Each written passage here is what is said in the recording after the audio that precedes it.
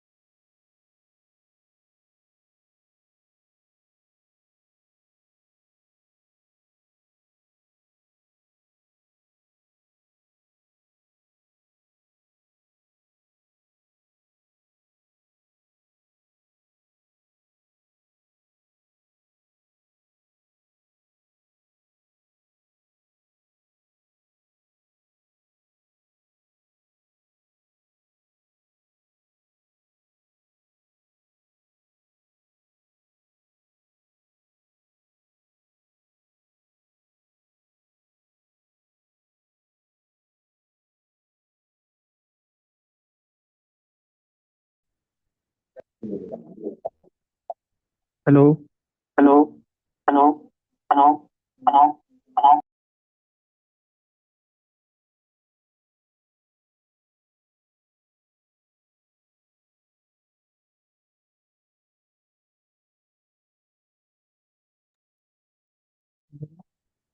Hello. Hello.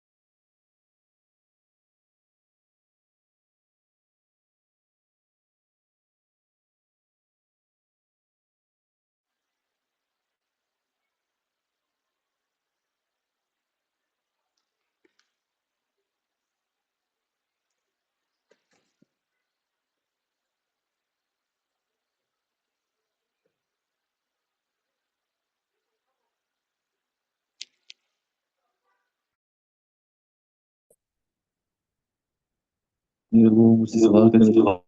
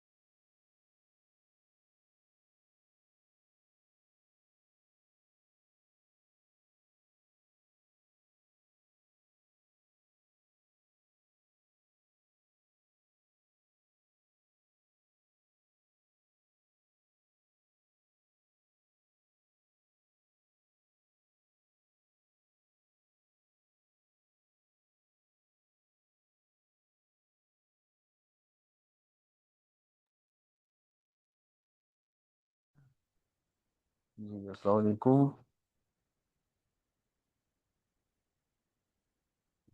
आप students उम्मीद है सब खैरियत से होंगे। और मैसेज में अगर आप लोग शेयर कर दें कि आप लोगों ने किस किस यूनिवर्सिटी से पढ़ा हुआ है और मेजर सब्जेक्ट आप लोगों का ऑब्वियसली लिटरेचर ही होगा, लेकिन कुछ ऐसे स्टूडेंट्स भी होंगे जिन्होंने लिंग्विस्टिक्स भी लर्न पढ़ा होगा।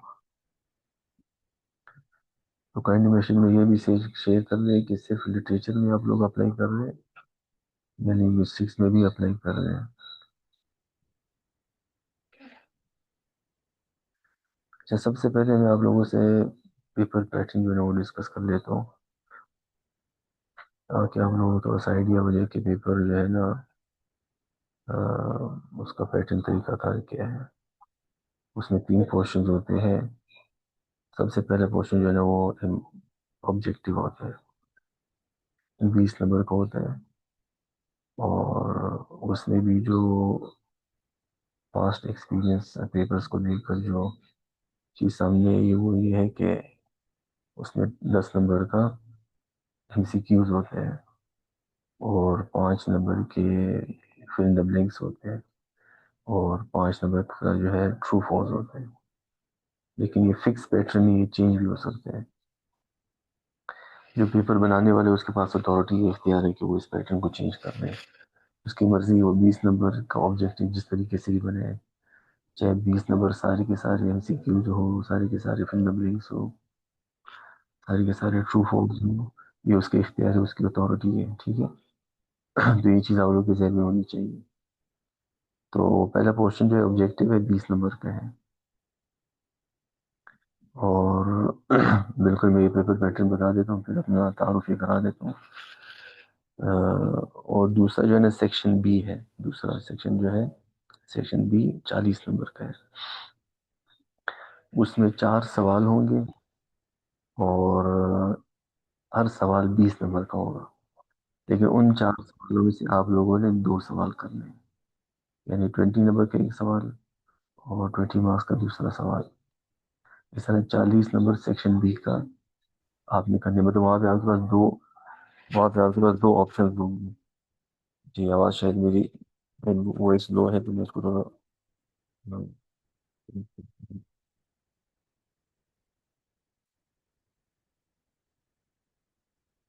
अच्छा, सेक्शन बी में जो है ना वो 4 सवालों में से 2 सवाल करने होंगे, हर सवाल 20 नंबर का होगा। मुझे काइंडली बता दें कि मेरी आवाज़ सही है नहीं। ये मैसेज आ रहा है कि वो स्लो है। अभी आवाज़ कैसी है मेरी?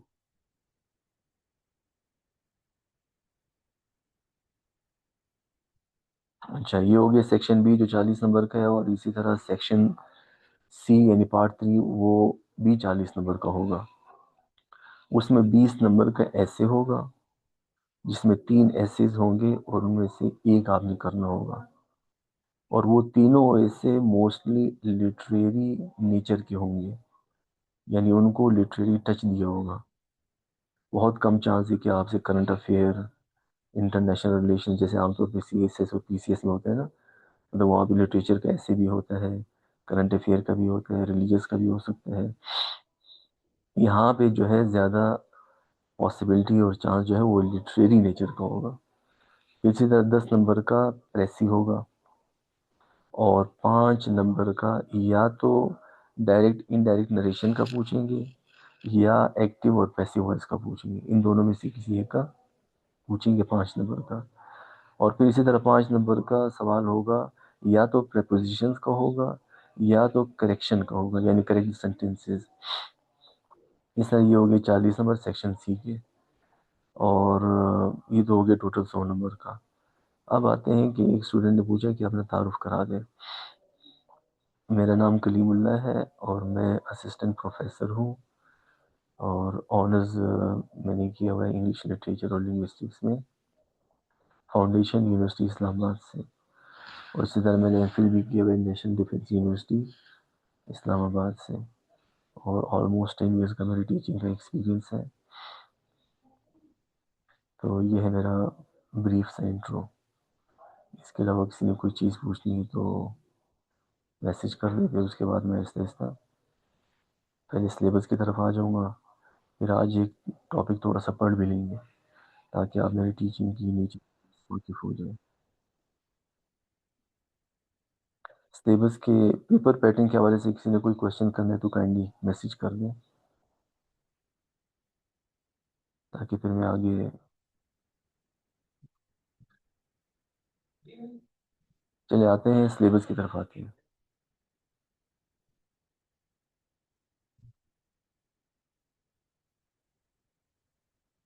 अच्छा, काइंडली मैसेज में बता दें कि स्क्रीन आप लोग के शेयर हो रहा है, नज़र आ रहा है ना, फर्स्ट स्लाइड नज़र आ रही है या नहीं आ रही, जिसमें इंग्लिश लिटरेचर में लिखा हुआ है। सवाल जो आप लोगों ने किया, लिटरेरी ऐसे कैसे अटेम्प्ट करेंगे, बिल्कुल इसको इसको भी डिस्कस करते हैं। पहले सिलेबस को डिस्कस कर लेते हैं। अच्छा चलो, स्टूडेंट्स कह रहे हैं कि भाई स्क्रीन नज़र आ रही है।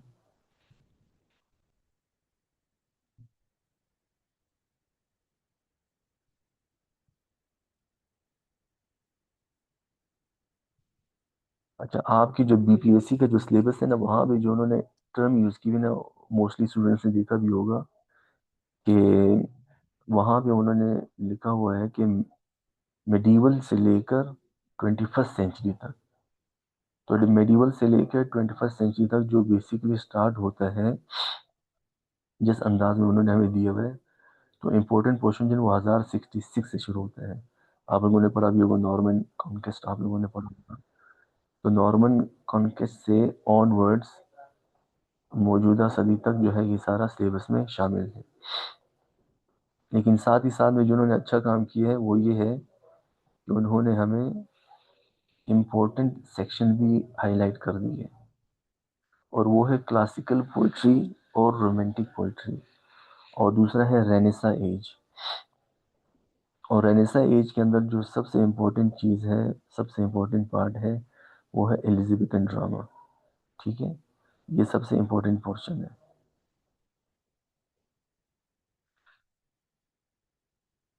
अच्छा, साथ साथ अगर किसी ने कोई सवाल करना हो तो वो मैसेज करके पूछ सकता है।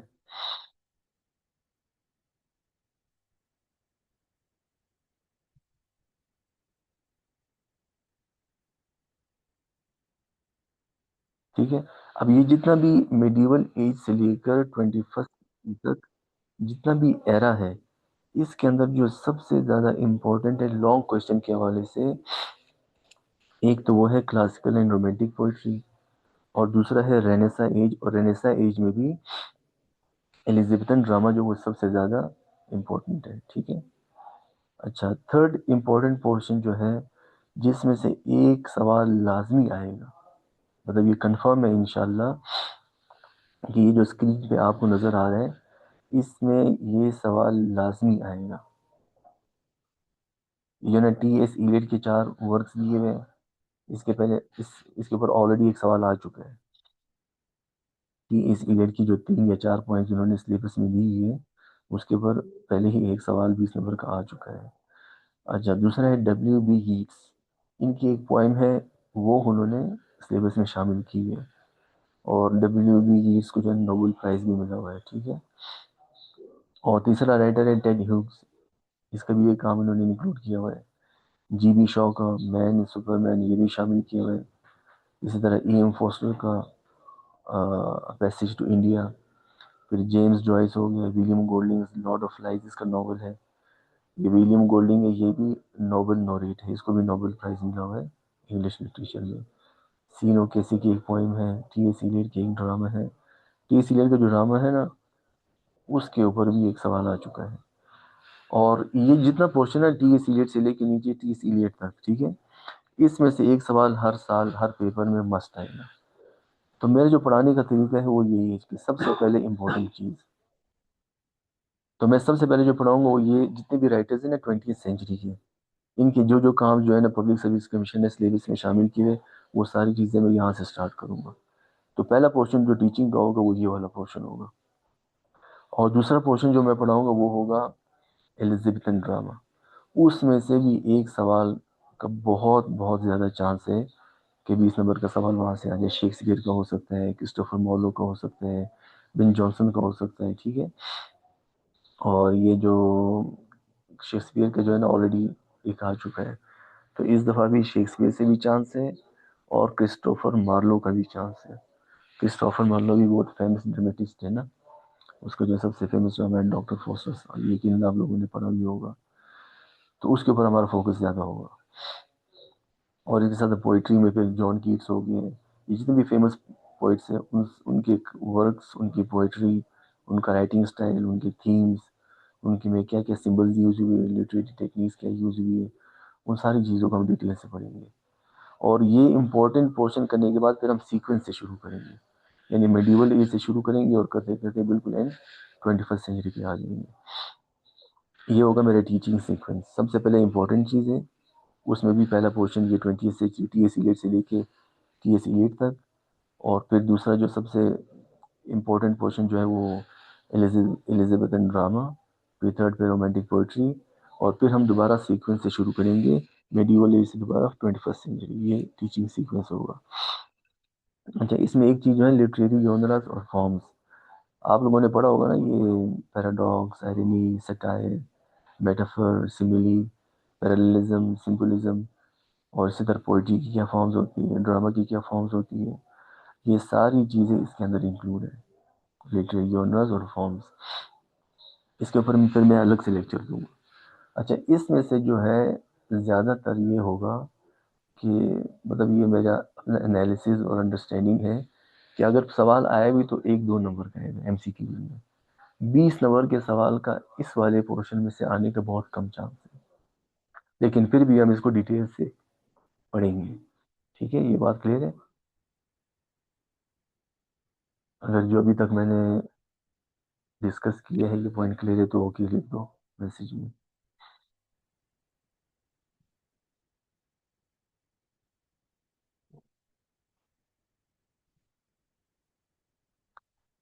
नहीं कर रहा? ओके, अच्छा। चलो इसको आगे प्रोसीड करते हैं। अच्छा, एक और चीज मैं अपने स्टूडेंट्स को ये एडवाइस कर रहा हूँ आप सबको, कोई भी बुक पढ़ने से पहले या कोई भी नोट्स कहीं से भी आपने उठाए हो, किसी ने भी आपको दिए हो, तो मुझसे पूछे बगैर, मुझे बताए बगैर उसको ना पढ़े। क्योंकि रिसेंटली ऐसा हुआ है कि जो ऑन कैंपस क्लासेस होती है उसमें एक स्टूडेंट मेरे पास है और एक किताब मुझे दिखाई और कहा सर ये किताब मैं पढ़ रहा हूँ, और साथ में मुझे नोट्स भी दिए और कि सर ये नोट्स मैं पढ़ रहा हूँ। तो उसने कहा कि सर ये कैसे, इसको पढ़ना चाहिए नहीं पढ़ना चाहिए। तो मैंने उसको बोला कि आप ऐसे करो, ये किताब मुझे 2 दिन के लिए दो, मैं इसको पढ़ लूँ और फिर मैं आपको एनालिसिस दूंगा कि ये पढ़ने की काबिल है या नहीं। तो वो किताब मैं घर लेके गया, मैंने उसको पढ़ा, डिटेल से चेक किया, वापस आके मैंने उसको आते साथ ही एक स्ट्रॉन्ग सेंटेंस इस्तेमाल किया कि throw this book in the dustbin, इसको कचरे में फेंक दो। अल्फाज तो बड़े सख्त थे लेकिन हकीकत पर मबनी थे, क्योंकि वो किताब तो आमतौर पर उसने मार्केट में जो किताबें मिलती रहती है उसमें पूरा कंप्लीट सिलेबस जिस तरह पब्लिक सर्विस कमीशन वालों ने दिया बिल्कुल उसी तरह उसको मेंशन किया है, लेकिन उस डिटेल से, उस डायमेंशन से, उस एंगल से उसको डिस्कस ही नहीं किया जिस तरह पब्लिक सर्विस कमीशन में सवाल आते हैं। फिर मैंने एक पोर्शन उसमें से निकाल के उसको दिया कि मैंने आपको एक हफ्ता लॉर्ड ऑफ फ्लाइज के ऊपर लेक्चर दिए हैं इस नॉवल के ऊपर, अब ये किताब खोलो और लॉर्ड ऑफ द फ्लाइज वाली किताब वाले पोर्शन में जाओ, और उसमें उसने जो 3-4 पेज के जितने नोट्स, ये जो डिटेल लिखी हुई है, उसको पढ़ो। उसको देखने के बाद मुझे बताओ कि ये जो 10-12 सवाल एक्सपेक्टेड है इस नॉवल में से, क्या इन सवालों के जवाब आप इसमें से दे सकते हो या नहीं दे सकते।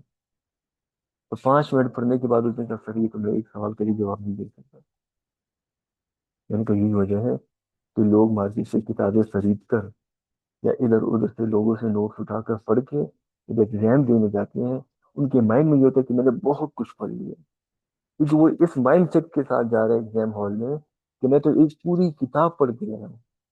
लेकिन इस उसके माइंड में ये नहीं होता कि जो किताब मैंने पढ़ी है क्या वो इतनी रेलिवेंट है या नहीं, क्या वो मेरे सारे सवालों के जवाब हल करने के काबिल है या नहीं।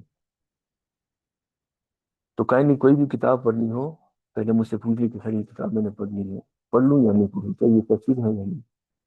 इसी तरह फिर एक स्टूडेंट मेरे पास आया, उसने कहा कि सर ये मैंने नोट्स मेरे दोस्त ने मुझे दिए हैं, और वो थी लिटरेरी जॉनर और फॉर्म्स के ऊपर। बहुत अच्छा लिखा हुआ था, बहुत डिटेल में लिखा हुआ था, लेकिन इतने डिटेल में उसकी जरूरत नहीं थी। इतने डिटेल में उसको लिखने की जरूरत नहीं थी, क्योंकि जो चीज जितनी इंपॉर्टेंट हो उसके ऊपर उतना फोकस करना चाहिए। और उसने जरूरत से ज्यादा और इररेलेवेंट चीजें उसने बहुत लिखी। मैंने कहा यार इसको भी डस्टबिन में फेंक दो, माजरत के साथ। मैंने कहा अल्फाज सख्त है लेकिन उसको डस्टबिन में फेंक दो।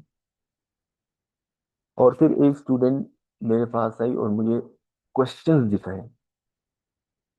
उसमें तकरीबन ऑलमोस्ट 50 के लगभग क्वेश्चंस थे। उसने कहा सर ये क्वेश्चंस मैंने प्रिपेयर किए कि इस तरह के सवाल पेपर में आ सकते हैं। मैंने कहा बहुत अच्छा आपने, लेकिन पॉइंट ये है आपने ये जितने भी सवाल लिखे हैं इसमें से 50% इररेलेवेंट है। इररेलेवेंट इस वजह से कि 50% सवाल जो आपके उन वर्क्स, नॉवेल्स और उस एरा में से है जो आपके सिलेबस का हिस्सा ही नहीं है। और 50% सवाल जो आपने लिखे हैं बाकी जो रेलिवेंट है, वो भी चीजों को हर एंगल से कवर नहीं करना। तो मैंने अपने स्टूडेंट्स को कहा कि अगर आपको मेरे ऊपर ट्रस्ट है तो मेरे नोट्स और मेरे लेक्चर इंशाल्लाह आपके लिए काफी होंगे। यहाँ पे स्टूडेंट लिखा है कि सर कोई बुक रेकमेंड करे ताकि आपके लेक्चर के साथ साथ पढ़ जाए। इंशाल्लाह मेरे दिए हुए नोट्स आपके लिए इतने हो जाएंगे कि आपको अभी नहीं, फ्यूचर में कभी भी किसी नोट्स पढ़ने की जरूरत नहीं पड़ेगी। और ये अभी आज मैं लेक्चर शुरू करूंगा एक नॉवल का। अच्छा मुझे थोड़ी सर्दी लग रही है क्योंकि यहाँ मैं रूम में बैठा हूँ, हीटर भी नहीं लगा हुआ, तो हो सकता है मेरी आवाज़ थोड़ी सी वाइब्रेट कर रही हो सर्दी की वजह से। मैं भी उसको कहता हूँ कि यार ये हीटर में है। अच्छा, ये पॉइंट क्लियर है। अगर इस हवाले से किसी ने कुछ पूछना है रीडिंग के हवाले से, तो भाई कोई सवाल है तो कर ले। Should we focus more on linguistic और लिटरेचर। भाई जिसने लिटरेचर पे अप्लाई किया वो सिर्फ लिटरेचर पढ़े, और जिसने लिंग्विस्टिक्स पे अप्लाई किया वो सिर्फ लिंग्विस्टिक्स ही पढ़े। आज लिंग्विस्टिक्स क्लास में एक स्टूडेंट था, उसने कहा सर मैं तो सिर्फ लिंग्विस्टिक पे अप्लाई कर रहा हूँ। तो मैंने उसको बोला कि सर बेटा अगर दोनों कर सकते हो, अगर खुद को इतना कैपेबल समझते हो कि दोनों कर लोगे, तो दोनों करना कोई मुश्किल नहीं है। It's all depends on you कि how much are you confident whether you can do both और सिंगल। तो ये इस पे डिपेंड करता है कि how much time you can give to your studies. क्या आप डेली पेपर्स तक you can focus 7 to 8 hours on your studies और नॉट। अगर आपने सिर्फ लेक्चरर की जो पोस्ट है उसके ऊपर अप्लाई किया हुआ है, it means you have no other work. आपके पास और कुछ भी करने के लिए नहीं है, आपके पास सिर्फ और सिर्फ पढ़ाई है, सिर्फ और सिर्फ स्टडी है। तो फिर वो दोनों पे अप्लाई करें, लिंग्विस्टिक्स में भी अप्लाई करें, लिटरेचर में भी अप्लाई करें।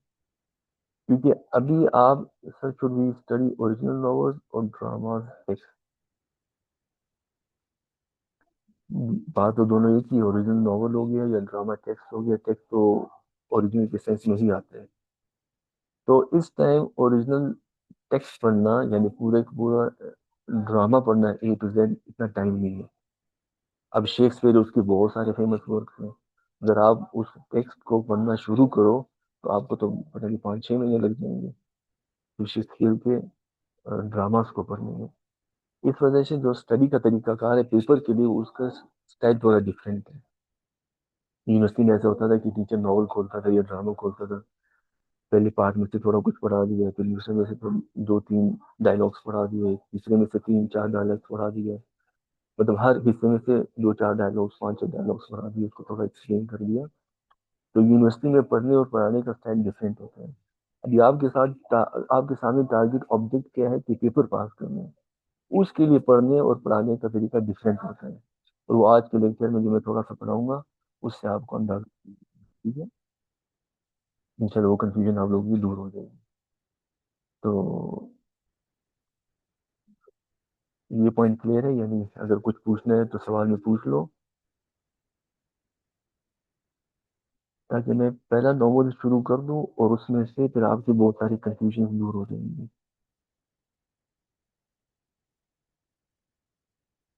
Any question?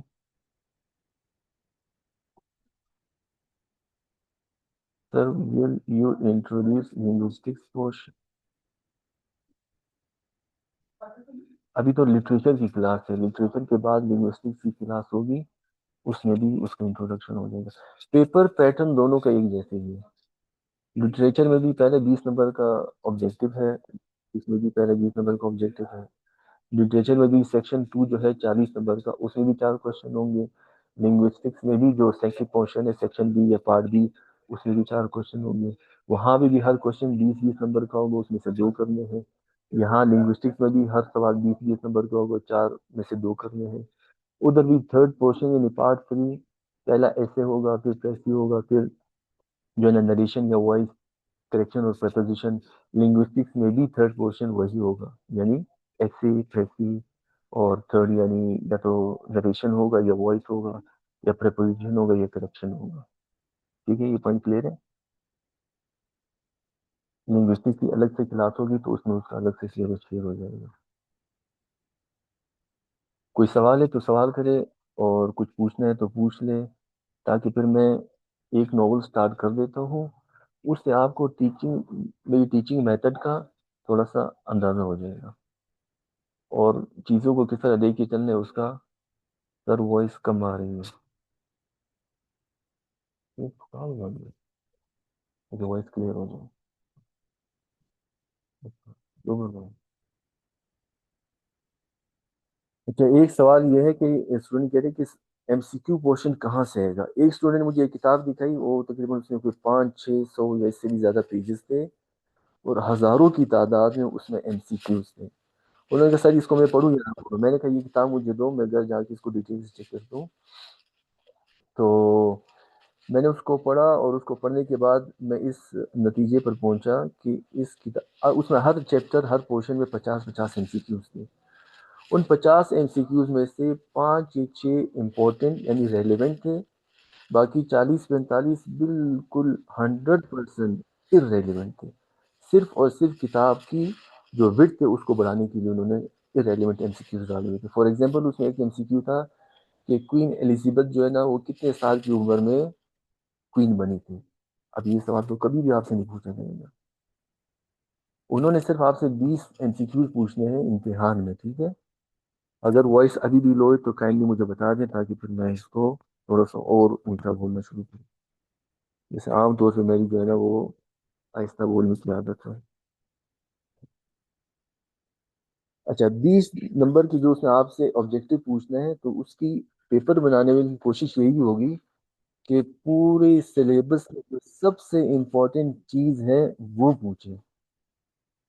तो एज का पूछना कि ये क्वीन किस एज में पैदा हुई थी, किस सन में पैदा हुई थी, कितने साल की उम्र में क्वीन बनी थी, तो इस तरह के फजूल इररेलीवेंट सवाल जो है वो नहीं पूछे जाएंगे। इसके अलावा मैं अपने तौर पे भी कोशिश करूंगा, बल्कि मैं साथ साथ उसके ऊपर काम कर रहा हूँ कि एमसीक्यूज भी तैयार करूँ, लेकिन वो बहुत ज्यादा होंगे, मतलब उसकी तादाद शायद 1000 से भी ज्यादा हो।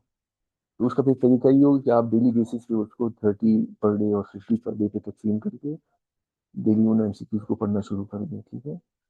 कोई ऑथेंटिक बुक एमसीक्यूज के लिए तो मैं आपको कोई ऑथेंटिक बुक नहीं बता रहा, न ही एग्जाम की प्रिपरेशन के लिए कोई बुक बता रहा हूँ। सिर्फ और सिर्फ मेरे नोट्स और मेरे लेक्चर, ठीक है। और मेरे नोट्स और मेरे लेक्चर क्यों? वो जब आपको एक नोवेल के या ड्रामा के जब आपको नोट्स मिल जाएंगे, फिर उससे आपको अंदाजा हो जाएगा कि ये बात मैं क्यों कर रहा हूँ। काइंडली मुझे बता दो, अगर बीबी वॉइस लो है तो मुझे काइंडली बता दो। यार इधर तो लगाओ, सर्दी लग रही है भाई। एनी क्वेश्चन, कोई बात? Voice is clear, okay thank you. Yes sir it is low. अभी भी लो है? बाकी तो कह रहे वॉइस सही है, तो सरफराज अहमद काइंडली आप चेक करो कि आपने अपनी उसकी वॉइस लो तो नहीं की हुई।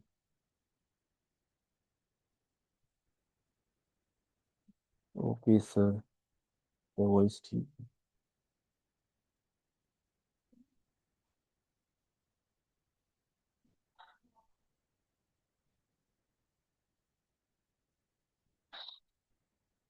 Kindly any question?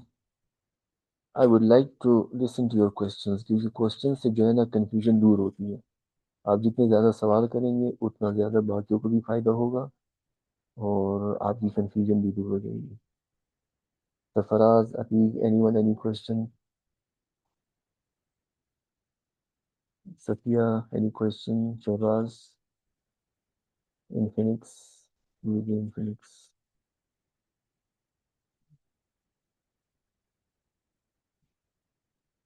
Infinix, any question? Vivo, is every point clear? अच्छा, एक ने सवाल किया सरफराज ने, सर बीएस इंग्लिश वालों के लेक्चरर इंग्लिश लिंग्विस्टिक्स पर अप्लाई नहीं हो रहा है। अच्छा, वो डिपेंड करता है कि आपकी जो डिग्री टाइटल है, अगर उस टाइटल में लिंग्विस्टिक्स मेंशन है फिर आप अप्लाई कर सकते हैं। और मतलब ये कंफर्म नहीं बता रहा, बीपीएससी और उसमें नहीं पूछा, यहाँ मुझे किसी ने बताया है कि अगर टाइटल के अंदर लिंग्विस्टिक्स मेंशन है तो लिंग्विस्टिक्स पर अप्लाई कर सकते हैं। और अगर डिग्री की टाइटल के ऊपर लिंग्विस्टिक्स मेंशन नहीं है फिर अप्लाई नहीं कर सकते। लेकिन फिर भी आप बीपीएससी से कंफर्म कर लें।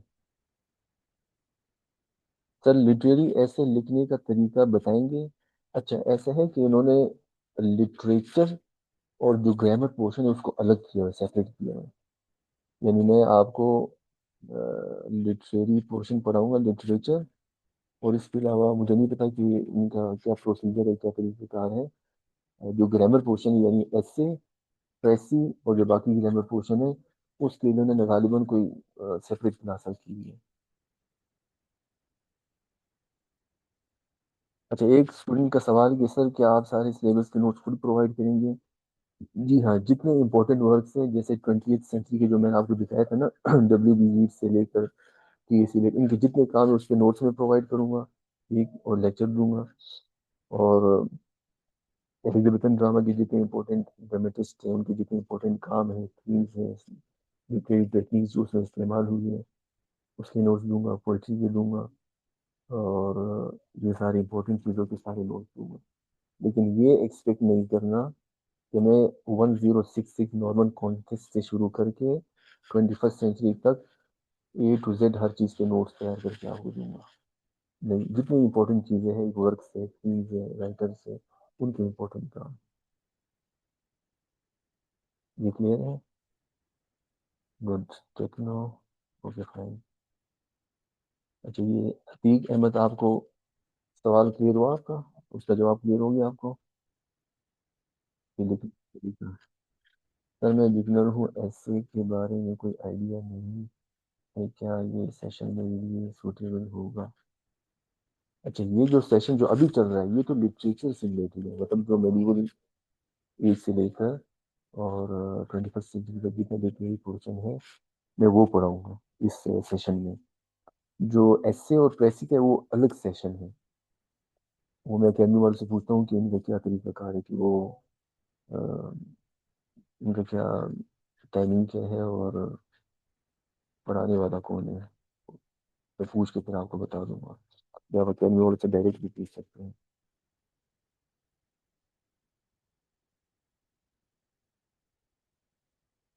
अगर कोई क्वेश्चन है तो पूछ ले, नहीं तो आगे प्रोसीड करना है तो आप लोग ओके, कोई 5-6 स्टूडेंट्स कम से कम ओके लिख दे, ताकि मुझे अंदाजा हो जाए कि अब तक जितनी डिस्कशन हुई उससे आप उसके बारे में आप सबको क्लियर है, और जितनी बात अभी तक हुई है nobody is confuse about it. Kindly at least 6 7 students like okay so that I can proceed, and at least I start one novel so that you come to know about my teaching methodology. Once you are confident that and satisfied that whatever I'm teaching you can easily understand it.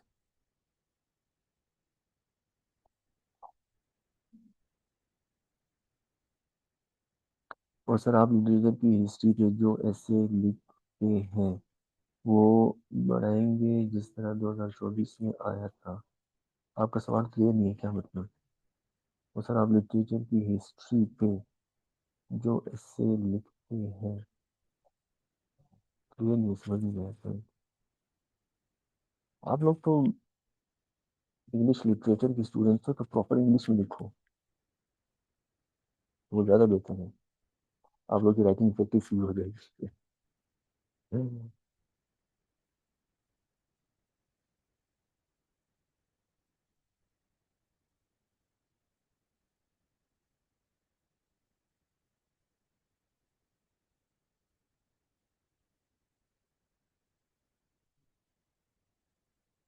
Techno seven kindly अपना सवाल clear करो ताकि फिर मैं उसको explain करूँ और बाकी को भी उससे फायदा हो जाए.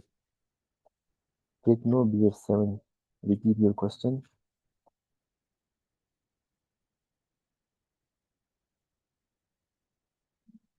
ये क्वेश्चन रिपीट करो, मैं इसका जवाब देता हूँ, फिर हम इसको प्रोसीड करते हैं. ओके.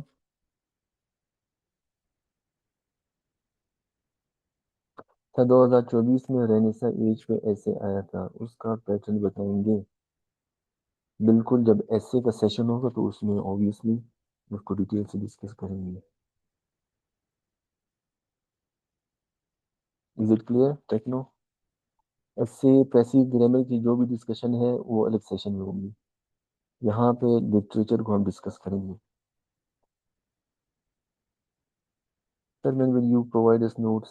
अच्छा, हर लेक्चर के एंड में, जैसे मसलन Lord of the Flies novel है विलियम गोल्डिंग का, ठीक है, ये जब मैं पढ़ाऊंगा 3 या 4 लेक्चर ऑलमोस्ट इस पे लगेंगे. तो जब वो लेक्चर कंप्लीट होगा, और मोस्ट प्रोबेबली उसी दिन या उससे अगले दिन मैं उसके नोट्स प्रोवाइड करूंगा.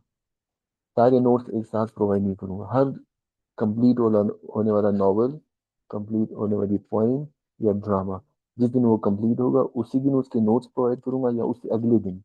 और फिर बीच में 2 दिन का गैप आपको दूंगा उसको पढ़ने के लिए, प्रिपेयर करने के लिए, अंडरस्टैंड करने के लिए. और 2 दिन गुजरने के बाद फिर उसका मैं टेस्ट लूंगा.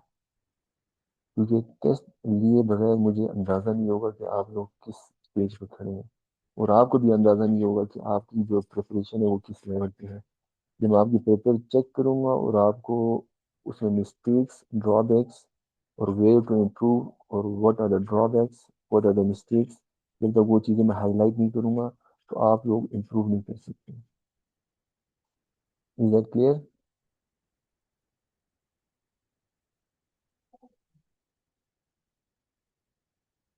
2 3 स्टूडेंट्स ओके लिख दे ताकि मैं फिर नॉवल स्टार्ट कर दूँ. BBTAIB, ये अपने नाम शाम लिखो ताकि कॉल करना ज़रा आसान हो जाए. BBTAS, Satya clear. Other guys 2 3 और ओके लिखे ताकि मैं नॉवल स्टार्ट करूँ.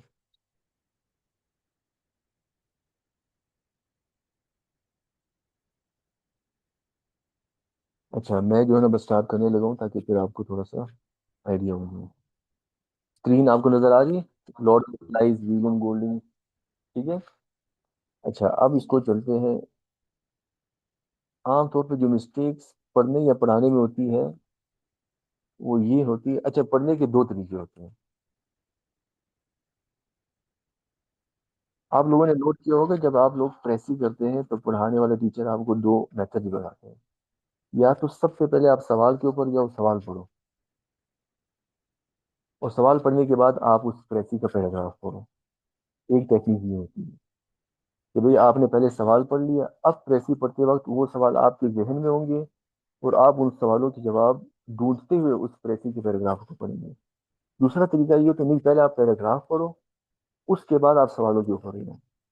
अच्छा, मेरा तरीका ये है कि मैं कोशिश ये करता हूँ कि सबसे पहले जो भी नॉवल हम पढ़े, जो भी ड्रामा पढ़े, जो भी पोइट्री पढ़े, तो उससे उसमें से जितने एक्सपेक्टेड और इम्पोर्टेंट क्वेश्चंस है बीपीएससी के हवाले से, एग्जाम के हवाले से, सबसे पहले मैं आपके सामने वो क्वेश्चन रखूँ, ताकि आपको आइडिया हो जाए कि सवाल किस लेवल पे आ सकते हैं। और फिर आपके लिए उस नॉवल को, ड्रामा को, पोएट्री को पढ़ना आसान हो जाए, और फिर आप ज्यादा अहमियत और सिग्निफिकेंस के साथ उस ड्रामा को पढ़ते हैं, उस नॉवल को पढ़ते हैं। अच्छा, लेट्स सपोज ये 10 क्वेश्चन मैं आपके सामने रिपीट कर देता हूँ। अच्छा, लॉर्ड ऑफ द फ्लाइज ये तो नॉवल है, ठीक है। इसको नाम देने के पीछे भी एक रीजन है, वो आगे हम जाके करेंगे। सवाल ये आ सकता है कि लॉर्ड ऑफ द फ्लाइज ये जो नॉवल है, is an allegory of human society, ठीक है। एलेगरी का तो आपको पता होगा कि किसी स्टोरी के थ्रू कोई मैसेज, कोई मॉरल लेसन कन्वे करना, ये एलेगरी की कैटेगरी में आता है। कहता है ये वाला नॉवल कैसे एक एलेगरी है ऑफ ह्यूमन सोसाइटी, हमारी सोसाइटी की। यानी ये नॉवल हमारी सोसाइटी को कैसे डिपिक्ट कर रहे हैं, हमारी सोसाइटी को कैसे शो कर रहे हैं, हमारी सोसाइटी में जितने इवल्स हैं, जितने नेगेटिव पॉइंट्स हैं, या जितनी अच्छी बातें, जितने पॉजिटिव पॉइंट्स हैं, इस नॉवल ये नॉवल उस हमारी सोसाइटी को कैसे शो कर रहा है, प्रिडिक्ट कर रहा है, डिपिक्ट कर रहा है, ठीक है। कहता है डिस्कस करो इसको। अब जिसने नॉवल को मल्टीपल एंगल से पढ़ा होगा, और वो मल्टीपल एंगल्स क्या है वो मैं नेक्स्ट स्लाइड में आपको बताऊंगा, तो वो आसानी से इसका जवाब दे सकता है। वरना उसने नॉवल को पहले लफ्ज से लेकर आखिरी लफ्ज तक 100 दफा भी पढ़ लिया हो, तो वो इसका जवाब नहीं दे सकता। ठीक है, रीड करना अलग चीज होते हैं, एग्जाम के लिए उसको क्रैकिंग रीडिंग करना वो एक अलग चीज है। एक टारगेट को सामने रखकर किसी चीज को पढ़ना, उसकी स्ट्रेटेजी अलग होती है। अच्छा, दूसरा सवाल है, डिस्कस विलियम गोल्डिंग, ये राइटर है जिसने ये नॉवल लिखा हुआ है। कहता है discuss William Golding's concept of evil in the Lord of life. कहता है इस नॉवल के अंदर एक कंसेप्ट डिस्कस हुआ है, और वो क्या कंसेप्ट है, ईवल का, बुराई का, गुनाह का, नेगेटिव कंसेप्ट मौजूद है। विलियम गोल्डिंग ने इसको डिस्कस किया। तो कहते हैं आप इसको डिस्कस करो कि उसने किस एंगल से इसको डिस्कस किया। तीसरा सवाल, civilization versus savagery in the Lord of the Flies. पूरे नॉवल के अंदर जो सबसे इंपॉर्टेंट कंसेप्ट या थीम है, वो है सिविलाइजेशन, यानी मुअज़्ज़ब तरीके से रहना, अच्छे तरीके से रहना, मैनर से रहना, लिबास का ख्याल रखना, लैंग्वेज का ख्याल रखना, एक दूसरे का ख्याल रखना, और रूल्स को फॉलो करना, डेमोक्रेसी को फॉलो करना, लॉ के मुताबिक और एथिक्स के मुताबिक लाइफ गुजारना, ये सारी सिविलाइजेशन की कैटेगरी में आते हैं। फिर इसके अपोजिट एक और चीज है कि गुनाह करना, बुराई करना, दूसरों का ख्याल न करना, जुल्म करना, जबर करना, कत्ल करना, ये सब का सब सेवेजरी में आता है। तो नॉवल के अंदर सिविलाइजेशन को और सेवेजरी को पैरेलली उसको डिस्कस किया है। आपने लिटरेरी टेक्निक्स में पैरेललिज्म पढ़ा होगा, ठीक है। तो यहाँ पे सिविलाइजेशन और सेवेजरी को पैरेलल तरीके से डिस्कस किया गया है इस नॉवल के अंदर, ठीक है। तो सवाल आ सकता है कि भाई इस कंसेप्ट को डिस्कस करो। फिर जब आप डिस्कस करेंगे, जब भी आप कोई अपना पॉइंट ऑफ व्यू देंगे, आपको उसको प्रूव करना पड़ेगा। प्रूव कहाँ से करेंगे, नॉवल से। नॉवल से प्रूव करना लाजमी है, यानी एग्जाम्पल के थ्रू। इसके अलावा अपनी लाइफ से भी आप एग्जाम्पल दे सकते हो, वो आगे जाके ऐसा ऐसा इसको डिस्कस करेंगे, how to solve the question in the exam. अच्छा, अगला सवाल है, fear as a destructive force in the Lord of the Flies. कि भाई इस नॉवल के अंदर राइटर विलियम गोल्डिंग है, उसने फियर यानी खौफ के कंसेप्ट को डिस्कस किया है। तो ये खौफ का कंसेप्ट चीजों को तबाह कर देते हैं, ठीक है, इसको डिस्कस किया है।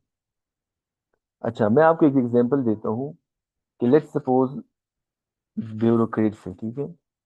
अब उनके पास अथॉरिटी होती है, इख्तियार होती है, लेकिन उनके ऊपर खौफ भी होते हैं। एसी के ऊपर खौफ डीसी का होता है, डीसी के ऊपर खौफ कमिश्नर का होता है। अब कमिश्नर की तरफ से अगर कोई ऑर्डर डीसी की तरफ आएगा, उसको कोई ऑर्डर मिलेगा, हुक्म मिलेगा, उसके अंदर कंसेप्ट ऑफ फियर होता है। क्या फियर होता है, कि अगर मैंने कमिश्नर की बात को न माना, मेरी तनख्वाह बंद हो सकती है, मेरी गाड़ी प्रिविलेजेस मुझसे छीने जा सकते हैं, घर मुझे खाली करना पड़ सकता है, मेरी एसीआर खराब हो जाएगी। अब ये सारे फैक्टर्स क्या है, फियर। इस तरह हमारी सोसाइटी में भी फियर मौजूद है। इस कंसेप्ट को राइटर ने नॉवल के थ्रू डिपिक्ट की है, शो की है, उसका स्केच बनाया है कि कैसे फियर का एलिमेंट चीजों को तबाह कर देते हैं हमारी सोसाइटी में। फिर है leadership and power in the Lord of the flies. अब ये चीज हमारी सोसाइटी में मौजूद है, लोगों को लीडर बनने का शौक होता है और पावर गेन करने का तो हर किसी को शौक होता है। इवन घर के अंदर मियाँ बीवी, चोर जो होता है ना, मियाँ उसकी कोशिश होती पावर मेरे पास हो, बीवी की कोशिश होती पावर मेरे पास हो, बच्चे अपनी पावर दिखाते हैं माँ बाप को। ठीक है। इसी तरह सोसाइटी में हम देख रहे हैं, हमारी गली में कोई एक दो ऐसे होते हैं जो जिनको बदमाशी करने का शौक होता है, यानी पावर अपनी पास रखने का शौक होता है। तो ये जिस तरह नॉवल के अंदर इसने लीडरशिप और पावर को कंसेप्ट को शो किया हुआ है, हमारी सोसाइटी में ये कंसेप्ट, ये चीजें ऑलरेडी मौजूद हैं। इसीलिए आप सबसे पहले सवाल पे गौर करो, Lord of the flies is an allegory of human society. क्यों ह्यूमन सोसाइटी? क्योंकि नॉवल में जो जो कंसेप्ट डिस्कस हुए वो सारी की सारी हमारी सोसाइटी में मौजूद है। ईवल मौजूद है, सिविलाइजेशन मौजूद है, सेवेजरी है, फियर है, will to have the leadership, will to have the power, ये सारी विल डिसाइड हमारी सोसाइटी में, हमारी ह्यूमन नेचर के अंदर ये चीजें मौजूद है। ठीक है। अच्छा, फिर उसके अंदर लॉस ऑफ इनोसेंस के कंसेप्ट को डिस्कस किया है। राइटर कहता है कि इवन अगर बच्चों को भी आप आजादी दे दो, चेक एंड बैलेंस खत्म कर दो, उनकी मासूमियत खत्म हो जाएगी। ये नॉवल के थ्रू उसने शो किया। इवन हम अपनी लाइफ में देख लिए, अगर बचपन में इवन आप खुद प्रैक्टिकल इसको कर लिया अपने घर के अंदर, तीन चार बच्चों को कमरे में बंद कर दो और उनको ये बताओ कि भाई मैं तो कहीं काम से जा रहा हूँ, फिर देखना वो तीन चार बच्चे जो है ना कमरे में कितना जो है ना शोर मचाएंगे, लड़ाई भी करेंगे, झगड़ा भी करेंगे, एक दूसरे के कपड़े भी फाड़ेंगे, डेकोरेशन पीसेस, अलमारी, टीवी जो भी पड़ा होगा उन सारी चीजों को खराब करेंगे, तोड़ेंगे। क्यों? चेक एंड बैलेंस खत्म होगी। हालांकि बच्चे तो मासूम होते, इनोसेंट होते, लेकिन जब चेक एंड बैलेंस का एलिमेंट उनसे हटा दिया, अब वो इनोसेंस लॉस होगी, अब उनमें इनोसेंस नहीं रही। अब ये हमारी सोसाइटी में मौजूद है, ह्यूमन फैक्टर के अंदर ये चीज मौजूद है। यही चीज उसने नॉवल के अंदर शो करने की कोशिश की है। अच्छा, और सवाल मैं आपको दिखा देता हूँ ताकि आपको आइडिया हो जाए कि सवाल, देखो नॉवल तो वही नॉवल है, कंसेप्ट भी वही कंसेप्ट है, सिंबल वही सिंबल्स है, थीम्स हो गई, जितनी चीजें ये वही ऑलरेडी उसके अंदर मौजूद है जो 100 साल पहले इसके अंदर डिस्कस होती थी, अब भी वही डिस्कस होगी। लेकिन राइटर इन चीजों का जब सवाल आपसे एग्जाम में पूछेगा, पूछेगा यही, लेकिन घुमा फिरा के पूछेगा। जब वो अल्फाज की हेर फेर करता है तो स्टूडेंट कंफ्यूज हो जाते हैं कि यार ये पता नहीं क्या पूछ लिया। भाई पूछा वही है जो आप पढ़ के आए हो, लेकिन सवाल को थोड़ा सा एनालाइज करो, उसको in depth between the lines उसको रीड करो कि वो पूछना क्या चाह रहा है। जैसे अभी आप अब पिछली साइड में देखो, सबसे पहला सवाल है, Lord of the flies is an allegory of human society. लफ्ज पे फोकस करो, ह्यूमन सोसाइटी। अब अगले पेज के ऊपर आओ, स्लाइड के ऊपर। अब सेकंड लास्ट क्वेश्चन देखो, Golding's view of human nature in Lord of the Flies. वहां ह्यूमन सोसाइटी की डिस्कशन हो रही थी, पूछा जा रहा है, या ह्यूमन नेचर का पूछा जा रहा है, उधर पूरी सोसाइटी का पूछा जा रहा है, या सिर्फ ह्यूमन नेचर का इंडिविजुअली पूछा जा रहा है। तो इसमें डिफरेंशिएट करना ये लाजमी है, क्योंकि आप ह्यूमन सोसाइटी की बातें ह्यूमन नेचर में कर दो या ह्यूमन नेचर की बातें ह्यूमन सोसाइटी में कर दो, तो मार्क्स तो मिलेंगे लेकिन कम हो जाएंगे, क्योंकि पेपर चेक करने वाले को समझ आ जाएगा कि इसने क्वेश्चन को प्रॉपर तरीके से एनालाइज नहीं किया। फिर इसके अंदर सिंबल यूज हुए हैं। कॉन्च शेल एक सिंबल है, फायर एक सिंबल है, माउंटेन एक सिंबल है, बीस्ट सिंबल के तौर पे इस्तेमाल हुआ है। ठीक है। ग्लासेस के डिस्कशन इसमें हुए, वो सिंबल है। ग्लास अपने एक जो हम एनक लगाते हैं ना नॉवल के अंदर गिलास का। अच्छा, पहले ये बताएं कि आप लोगों में से ये Lord of the Flies novel किसी ने पढ़ा है, यूनिवर्सिटी में या individually? If anybody has read it kindly mention in the chat box. Anyone?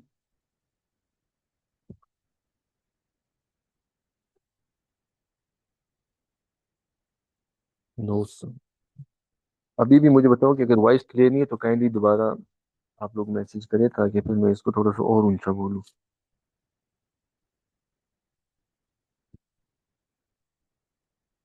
Voice clear है, नॉट इन यूनिवर्सिटी, अच्छा ठीक है।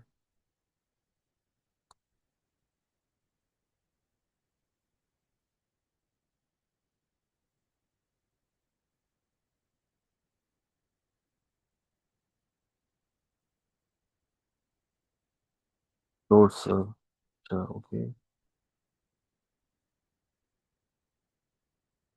अच्छा, अभी तक जो मैंने आपको क्वेश्चंस की नेचर के बारे में जो डिस्कशन की है, ये पॉइंट क्लियर है, कोई कंफ्यूजन तो नहीं है?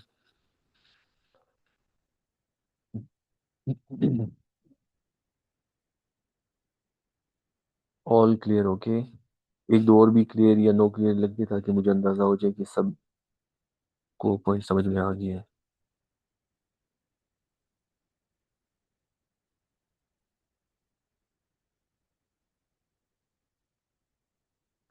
स्टूडेंट्स प्लीज राइट क्लियर और नॉट क्लियर।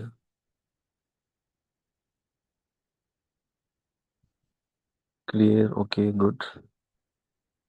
अच्छा, जिस तरह मैंने आपको बताया ना, fire as a symbol use हुआ है, तो वो आपसे पेपर में पूछेगा कि फायर को एक्सप्लेन करो कि किस किस्म का सिंबल है और क्या मीनिंग दे रहा है और क्यों यूज किया गया है, और एग्जांपल्स दो और बताओ, एक्सप्लेन करो। ये तभी बता सकेंगे जब आपने उस नॉवल को मल्टीपल एंगल से पढ़ा होगा। कौन से मल्टीपल एंगल, अगली स्लाइड में मैं आपको दिखाऊंगा। बीस्ट इसके अंदर एक as a pair of element के तौर पे इस्तेमाल की, इसके बारे में पूछ सकते हैं। फिर लॉर्ड ऑफ द फ्लाइज, ये बजात में खुद एक सिंबल है। वो पूछेगा कि भाई how it works as a central symbol. सबसे मेन सिंबल जो है वो लॉर्ड ऑफ द फ्लाइज, क्योंकि इसके अंदर एक पिग होता है, और पिग को ये लोग मारते हैं, उसके सर को जो है ना वो नेजी के ऊपर चढ़ा के रख देते हैं। फिर कुछ टाइम गुजरने के बाद मक्खी आती है, उसके ऊपर बैठ जाती है। तो उस वजह से लॉर्ड ऑफ द फ्लाइज उसको एज अ सिंबल, और फिर नॉवल को भी ये नाम दिया गया है। उसको फिर हम आगे जाके डिस्कस करेंगे। तो इस तरह का सवाल आ सकते हैं। गोल्डिंग्स व्यू ऑन, यानी राइटर का व्यू ऑन ह्यूमन नेचर, इस नॉवल के अंदर वो ह्यूमन नेचर के बारे में क्या, उसकी क्या राइट्स हैं। जैसे मैंने आपको अभी एक एग्जांपल दी थी ना, कि अगर बच्चों में से भी आप उनके ऊपर से भी चेक एंड बैलेंस को हटा दो, तो उनकी इनोसेंस भी लॉस हो जाएगी। अब ये एक व्यू है, ये एक पॉइंट ऑफ व्यू है। यही पॉइंट ऑफ व्यू राइटर ने अपने नॉवल के अंदर डिपिक्ट किए, शो किया हुआ है। फिर इस तरह है the novel as a critique of modern civilization. ये नॉवल असल में क्रिटिकली एनालाइज कर रहा है मॉडर्न सिविलाइजेशन को। हम समझते हैं हम जदीद दौर में हैं, हम बहुत मॉडर्न हैं। इस तरह ब्रिटिश, आपने बहुत सारे नॉवेल्स पढ़े होंगे जिसमें ब्रिटिश ये शो करते हैं कि हम दुनिया की सबसे बेहतरीन और मॉडर्न और सिविलाइज्ड नेशन है। तो यहाँ पे राइटर ने डेलिबरेटली ब्रिटिश नेशन के स्कूल के बच्चों को इस नॉवल का हिस्सा बनाया, और कहा कि देखो कि ब्रिटिश लोग भी अगर उनके ऊपर से भी चेक एंड बैलेंस को हटा दो, तो वो भी ईवल की तरफ चले जाएंगे। उनमें से भी लॉस ऑफ इनोसेंस हो जाएगा, उनकी मासूमियत भी खत्म हो जाएगी। अच्छा, सबसे मेन कंसेप्ट जो यहाँ पे राइटर शो करना चाहता है वो है इनर ईवल और एक्सटर्नल ईवल। यानी एक कंसेप्ट दुनिया में ये मौजूद है, कुछ लोग ये समझते हैं कि इंसान पैदाइशी तौर पर ईवल है, ठीक है। उसके अंदर बुराई की सिफ्त मौजूद है, उसके अंदर बुराई की ख्वाहिश, डिजायर पहले से ही मौजूद है। he already has an instinct, basic instinct or a primal, that he has a desire to go for the evil. He likes the negative things. और दूसरा कंसेप्ट ये मौजूद है कि नहीं, इंसान इनोसेंट है, और माहौल, एक्सटर्नल एनवायरनमेंट उसकी मासूमियत को खत्म कर देता है। कि अगर इसको ऐसा एनवायरनमेंट प्रोवाइड कर दो जहाँ पे इसके ऊपर चेक एंड बैलेंस ना हो, और कोई बताने वाला ना हो, समझाने वाला ना हो, तो ये ईवल की तरफ चला जाएगा। तो ये दो कंसेप्ट है। जो पहला वाला कंसेप्ट है ना कि ईवल इंसान के अंदर पहले से ही मौजूद है, इस नॉवल के अंदर इस राइटर का ये व्यू है, ठीक है। अच्छा, लिटरेचर में ये पॉजिटिव और प्लस पॉइंट है कि अगर मसलन मैं राइटर की किसी बात से एग्री ना करूं, ठीक है, मेरा अपना पॉइंट ऑफ व्यू हो, मेरा अपना पॉइंट ऑफ व्यू हो, तो मैं अपना पॉइंट ऑफ व्यू दे सकता हूँ, राइटर के पॉइंट को रिजेक्ट कर सकता हूँ, but I have to prove it. I must have the logics to prove that point, कि मेरा पॉइंट ऑफ व्यू कैसे करेक्ट है और राइटर का कैसा इनकरेक्ट है। ये मुझे प्रूव करना पड़ेगा। If I have the ability to prove it, obviously the writer, the examiner will mark you, ठीक है, वो आपको प्रॉपर नंबर देगा। लेकिन you have to prove it. बंद तो नहीं हुआ? ठीक है, ये पॉइंट क्लियर है। अब ये सवालों के ऊपर जितनी डिस्कशन हुई इसके हवाले से कोई कंफ्यूजन, कोई डाउट है तो kindly right in the chat box so that I can make it clear. फिर नेक्स्ट स्लाइड के ऊपर चलते हैं कि इन सारे सवालों के जवाब हमें कहाँ से मिलेंगे, इस नॉवल को किस तरह पढ़ने से मिलेंगे, किन किन डायमेंशन से, किन किन एंगल से जब नॉवल को पढ़ेंगे तो हम इन सारे सवालों के जवाब देने के काबिल हो जाएंगे। Any doubt, any question? At least 3 to 4 students write in the chat box whether it's clear or not.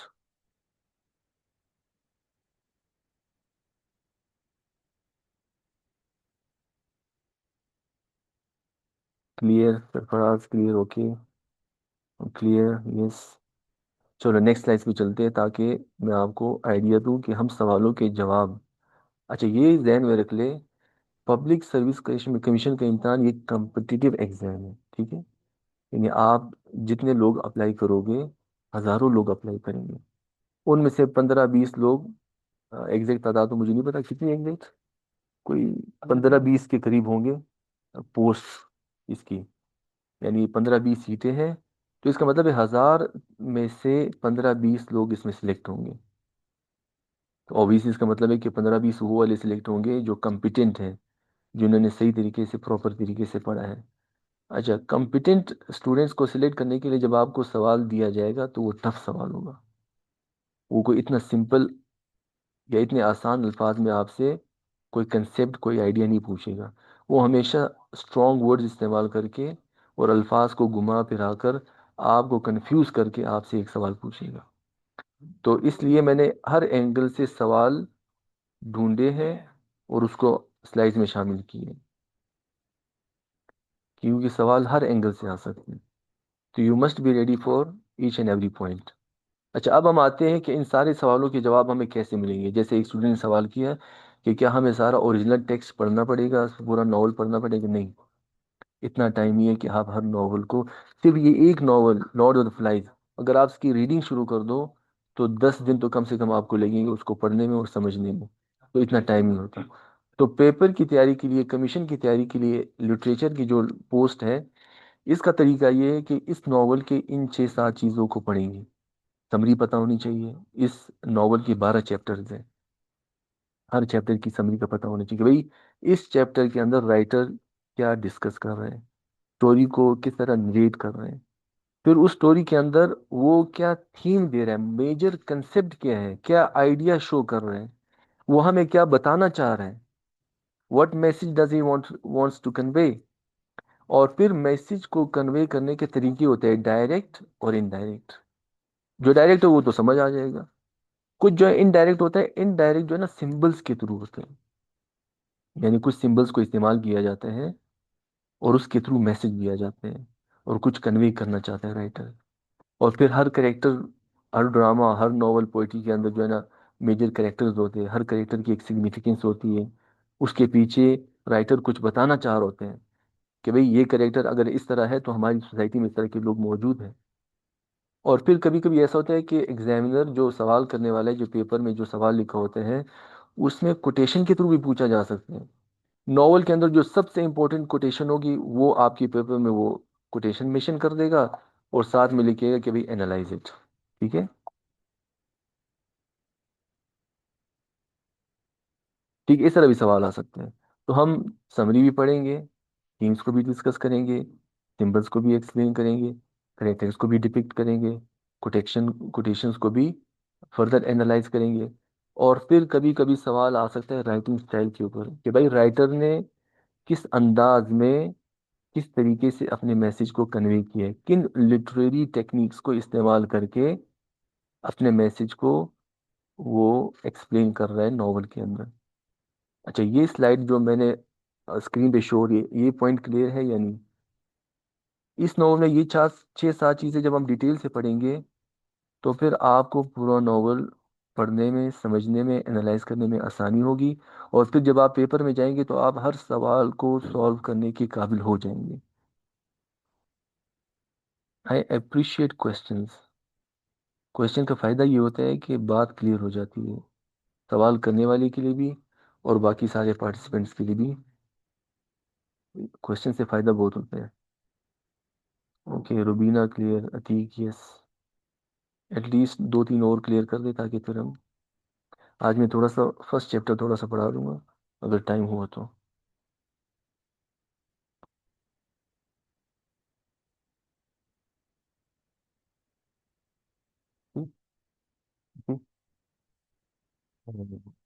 Continue करना है। अच्छा, ऐसे करते हैं कि फिर नॉवल जो है ना, अभी ऑलमोस्ट 1 घंटा हो गया है, तो नॉवल जो है ना हम कल से शुरू कर लेंगे।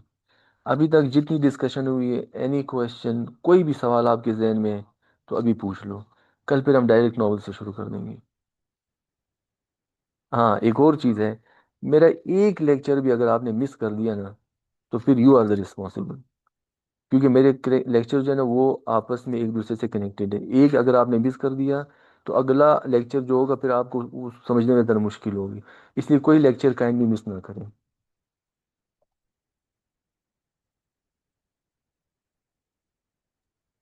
Okay sir, question. अस्सलाम वालेकुम सर। वालेकुम। अस्सलाम वालेकुम सर। वालेकुम सलाम, आवाज़ आ रही है मेरी? जी जी सर, आ रही है।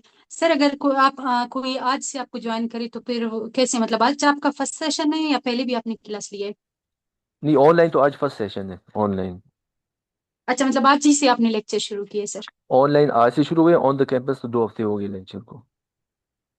अच्छा सर, ऑनलाइन सर अगर कोई मतलब वो कर ले, ज्वाइन करना चाहे तो मतलब आज ही से फर्स्ट है मतलब बिल्कुल, आपका? आज जैसे अभी मैंने आपको डेमो क्लास दी, उसकी कि सिलेबस क्या है, पेपर पैटर्न क्या है, और फिर हम चीज़ों को पढ़ेंगे कैसे, उसको प्रोसीड कैसे करेंगे, किन किन एंगल से, किन किन डायमेंशन से उसको पढ़ेंगे।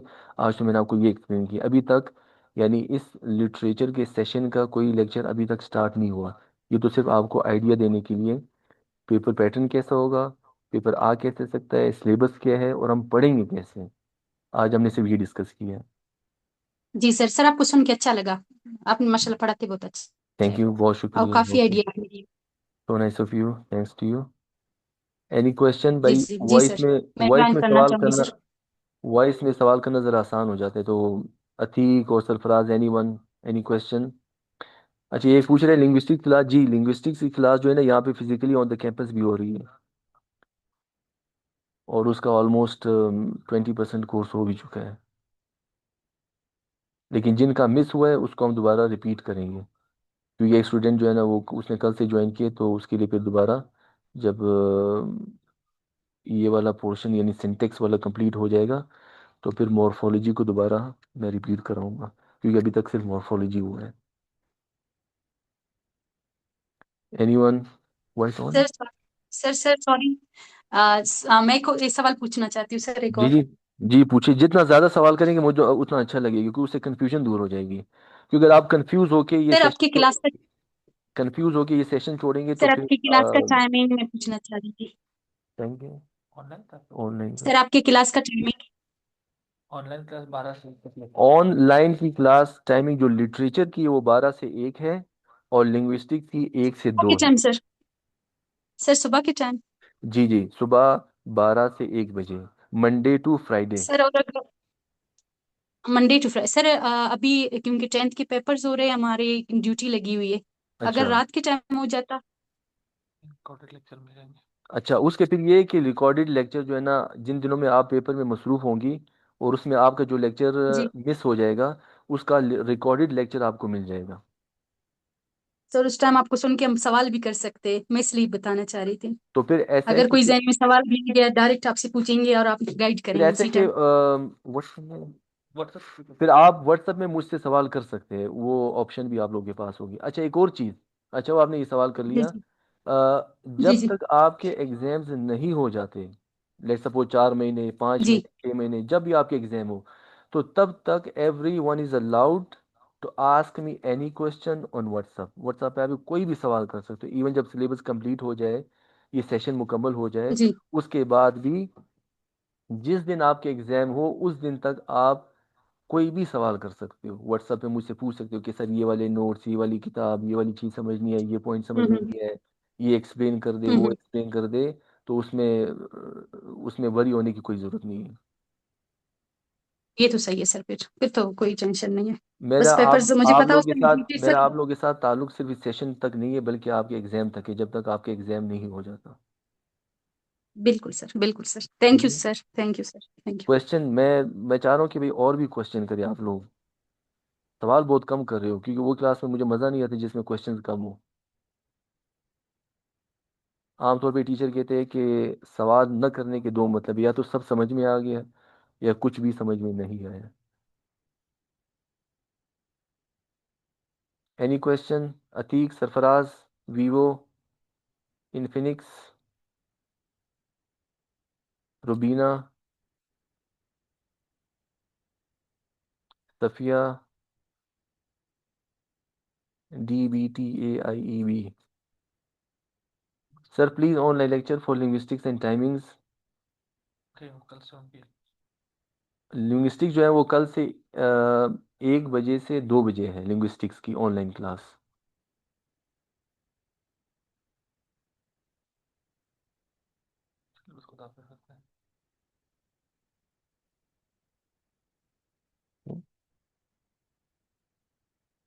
ओके ठीक है, आज का लेक्चर ख़त्म हो गया। इंशाल्लाह कल फिर आप लोगों से मुलाकात होगी। Have a nice day. Allah हाफिज़।